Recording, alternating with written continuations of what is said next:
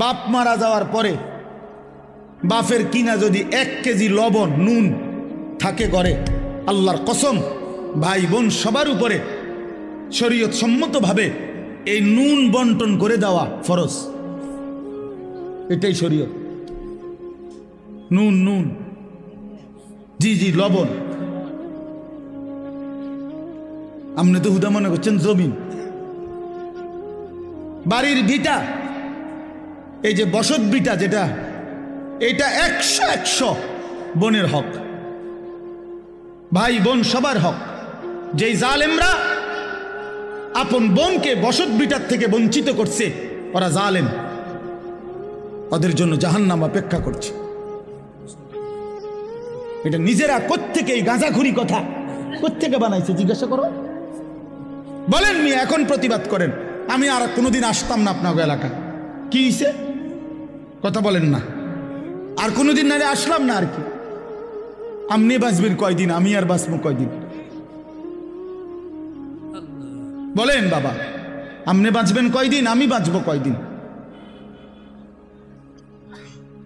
কে বানায় নিল এই কথা যে আপন বসত বিটায় বোনেরা পায় না?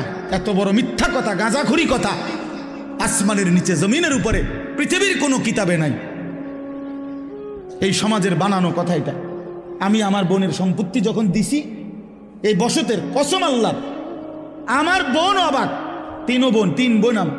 বোনেরা আমার বড় বোন কিতারে কস ভাই, এ কথাতে জীবনে প্রথম শুনলাম।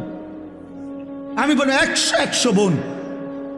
বাবার এই পৈতৃক যে ভিটা, এখান থেকে আপনারা আপনাদের অংশ নিয়ে যান। আপনি যদি বিশ্বাস না হয়, কারো দরকার আমার বোনের নাম্বার দেই, কালকে ফোন দিয়ে। হ্যাঁ চলেন। খামখেয়ালি মনে করছেন দুনিয়া? আপনিও মরে যাবেন, আমিও মরে যাব। দুনিয়াও থাকবে না, আমিও থাকবো না। তো হিসাব দিতে হবে, দিতে হবে না? কথা বলেন না কেন? তো কি মনে করছেন আখেরাত? 1.25 লক্ষ আম্বিয়া যে আখেরাতের হাসরের ময়দানের ভয়ে কানছে মিয়া, সেই মাঠের নাম হাসরের মাঠ। 1.25 লক্ষ নবী, আদম থেকে রসুল সাল্লাল্লাহু আলাইহি সাল্লাম পর্যন্ত হাসরের মাঠের ভয়ে কানছে। রব্বি লা তুখজিনি ইয়াওমা ইউবাসুন ইয়াওমা লা ইয়ানফাউ ওয়ালা মালুন ওয়ালা বানুন।